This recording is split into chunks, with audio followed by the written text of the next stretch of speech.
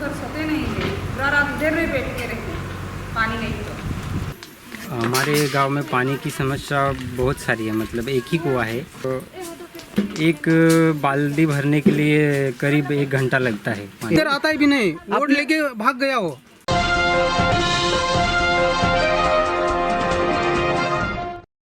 एक एक बूंद पानी की कीमत क्या होती है, इन गांव वालों से बेहतर कोई नहीं जानता, क्योंकि एक एक बूंद पानी जमा करने के लिए इन्हें रात रात भर जागना पड़ता है और तपती हुई धूप में भी इन्हें एक एक बूंद पानी जमा करना पड़ता है, तब जाकर इन्हें और इनके परिवार को 2 घूंट पानी पीने को नसीब होता है।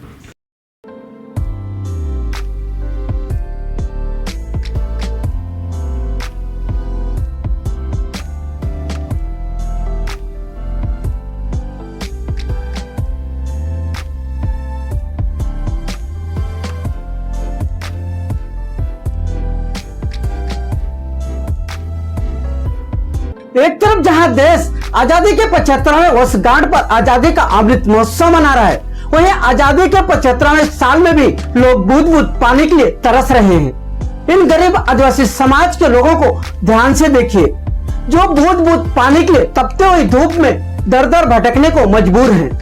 ये तस्वीरें उन अधिकारियों के मुंह पर तमाचा है, जो अधिकारी ऐसी ऑफिसों में बैठकर कहते हैं कि पीने के पानी की कोई समस्या नहीं है।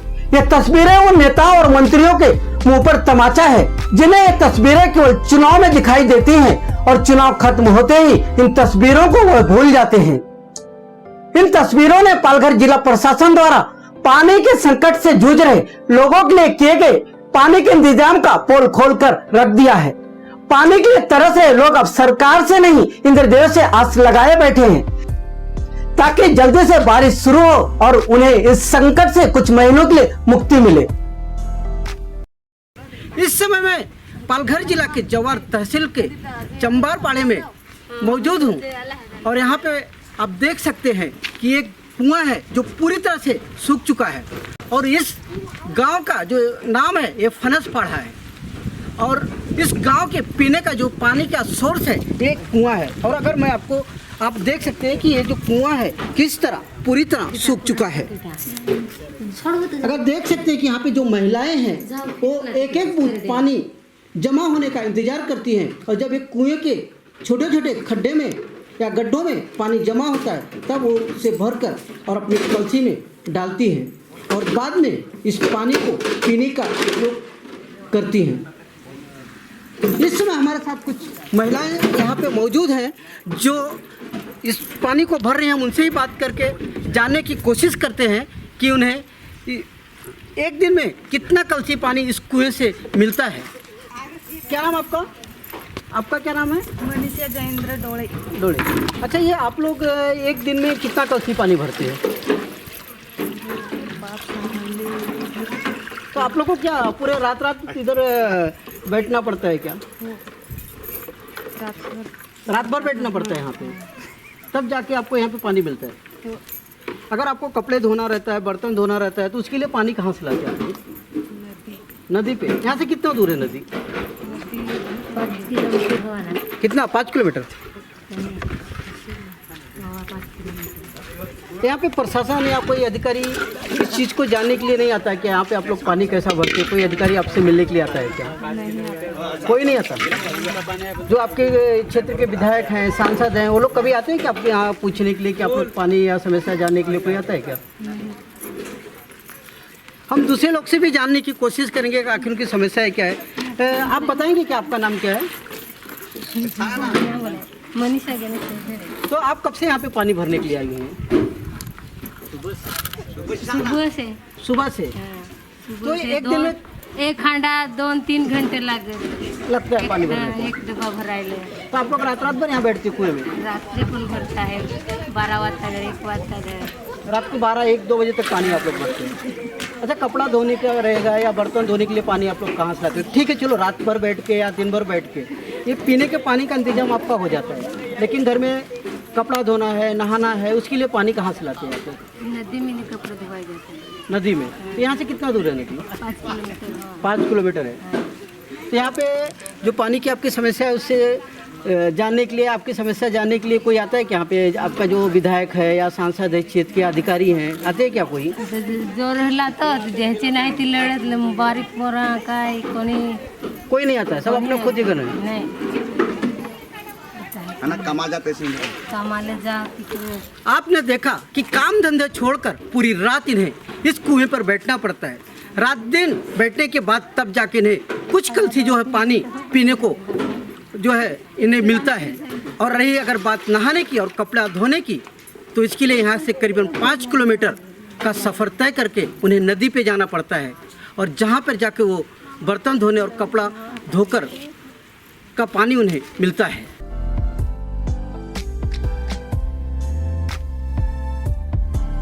पीने के पानी की किल्लत से जूझ रहे इन गरीब आदिवासी समाज के लोगों को पूरे दिन तपते हुई धूप में और रात रात भर जागकर सूखे हुए कुएं से व कई किलोमीटर पथरीले रास्ते पर चलकर अन्य जगहों से अपने परिवार का प्यास बुझाने के लिए पानी का इंतजाम करना पड़ता है। यह तस्वीरें पालघर जिला के मोखाड़ा, जवार, वाड़ा, विक्रमगढ़ तहसीलों समेत अन्य क्षेत्रों की है। अगर पालघर जिला प्रशासन की माने तो पालघर जिले के इन क्षेत्रों में मोखाड़ा में 59, जवार में 10, वाड़ा में 4, विक्रमगढ़ में 2, टोटल 76 गांव पड़े हैं जिसमें पानी का संकट है और इन्हें टैंकर से पानी की सप्लाई की जाती है। यह आंकड़े सरकारी हैं। वहीं दूसरी तरफ देखें तो पानी की किल्लत को लेकर जो प्रशासनिक आंकड़े हैं वह बहुत कम है। हकीकत में यह आंकड़े इससे कई गुना ज्यादा हैं।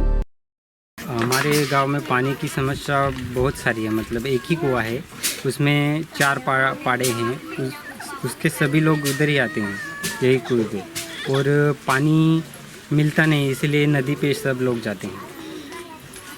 कुएं में भी कितना पानी है? कुएं पे तो एक बाल्टी भरने के लिए करीब 1 घंटा लगता है। 1 घंटा लगता है? हाँ, इतना पानी मिलता है। तो एक कलसी पानी भरने के लिए कितना टाइम लगता है? आधा घंटा 1 घंटा लगता है। तो गांव की जो महिलाएं हैं वो क्या पूरी रात यहाँ पे बैठती हैं पानी? हाँ, पूरी रात। जब कोई कुएं पे दिखता नहीं तब देख के सब आ जाते हैं कुएं पे। एक आदमी आता है उधर। अच्छा, जो आपके क्षेत्र के विधायक हैं, मंत्री हैं, सांसद हैं, वो इस गांव में आते हैं क्या? गाँव पे आते हैं, पर कभी कभी आते हैं। तो आप लोगों ने कभी इस पानी की शिकायत की क्या? पीने की पानी की शिकायत को लेकर? पानी वो तो शिकायत की थी, पर कोई उसका काम रहता है तभी आते हैं, बोलते हैं और चला जाते हैं, ऐसा ही रहता है। वोट हो गया उसके बाद चले जाते हैं सब। उसके बाद कोई नहीं आता? कोई नहीं आता।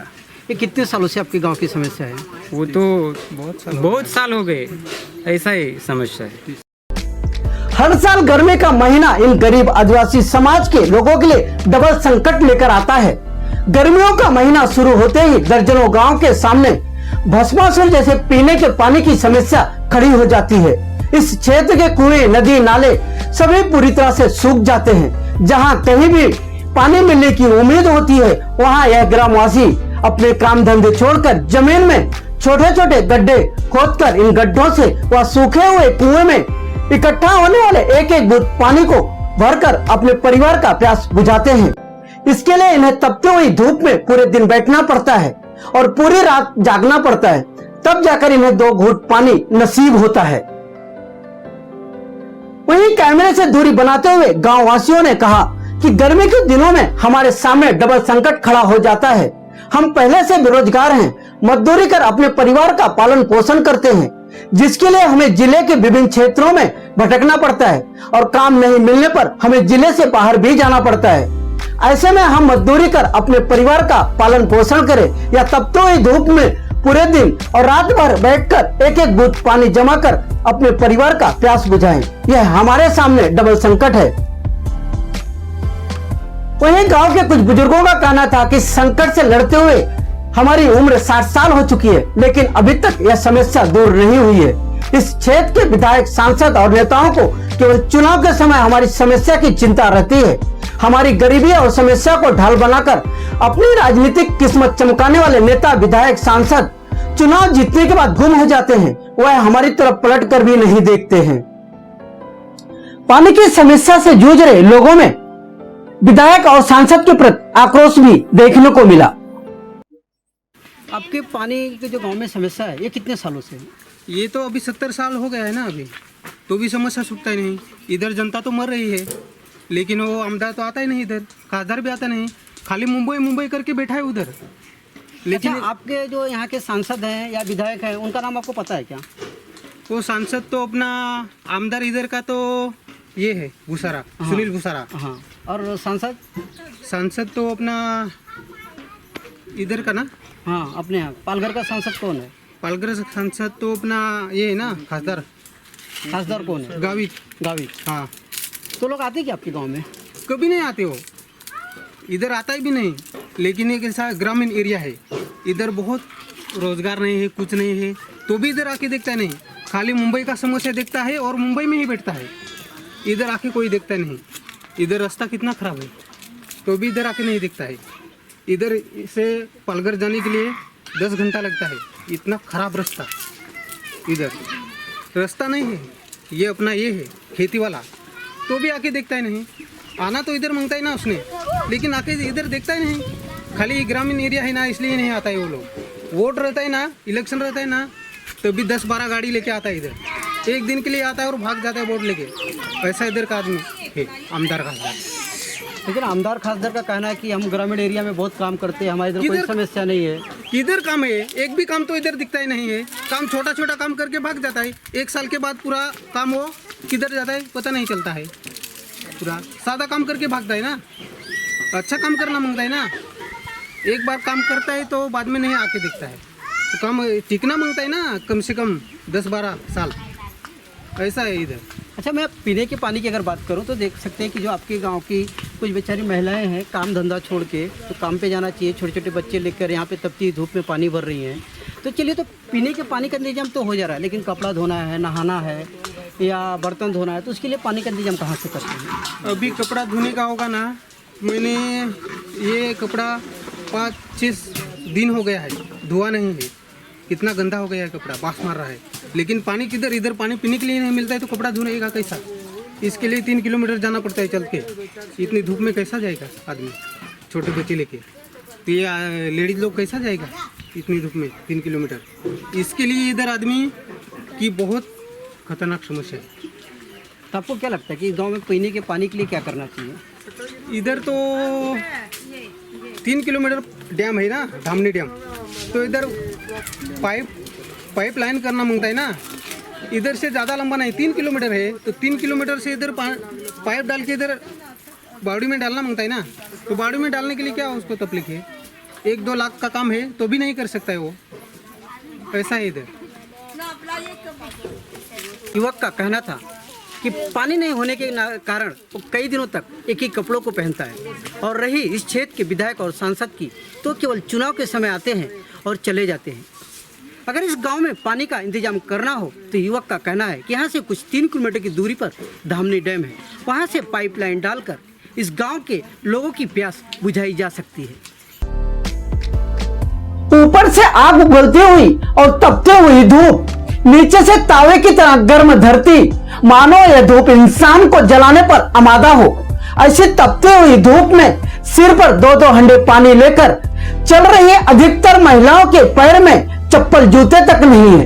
यह नंगे पांव ही पानी की तलाश में निकल पड़ी हैं। साथ में छोटे छोटे बच्चे हंडा बाल्टी डब्बे लेकर साथ में पानी की तलाश में चल रहे हैं। इसमें कुछ बुजुर्ग महिलाएं भी हैं, जिन महिलाओं को जिस उम्र में आराम करने की जरूरत होती है, उस उम्र में यह बुजुर्ग महिलाएं अपने सिर पर 2-2 हंडे पानी रखकर पत्थरों से भरे रास्ते पर चलकर पहाड़ियों पर चढ़ते हुए कई किलोमीटर का सफर तय करती हैं, ताकि उन्हें और उनके परिवार को 2 हंडे पानी नसीब हो सके।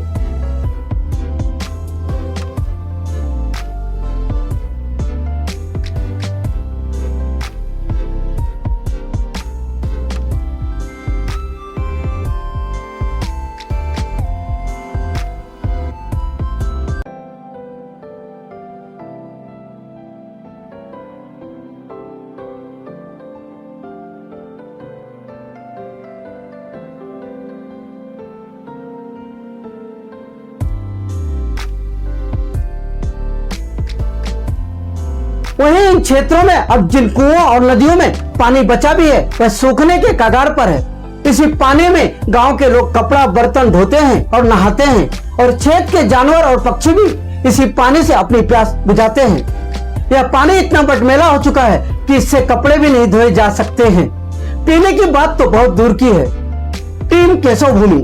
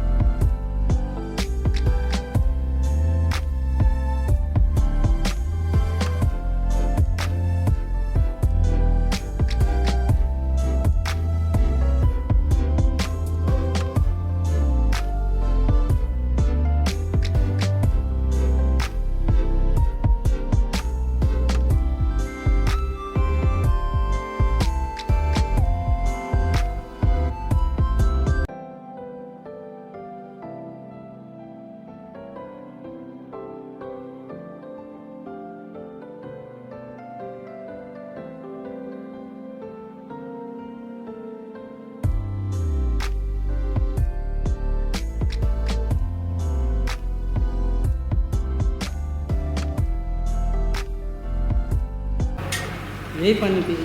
यही तो पानी पीते हैं, दूसरा पानी नहीं तो कहाँ से पिएंगे। ये ज़्यादा नहीं, अभी इतना ही होगा, मतलब 1 फुट होगा। इतना तो बनता ही पी लेगा, दुकान हो जाएगा। अभी ये पूरा दिन सब आएगा मेला लोग, एक दिन में पूरा पानी खत्म हो जाता है। रात रात भर सोते नहीं है, पूरा रात देर में बैठ के रहते, पानी नहीं तो सब खत्म होता है। 15 दिन आएगा तो सब पानी खत्म, थोड़ा दिन में। इतना गंदा पानी पीने की तो मजबूरी है।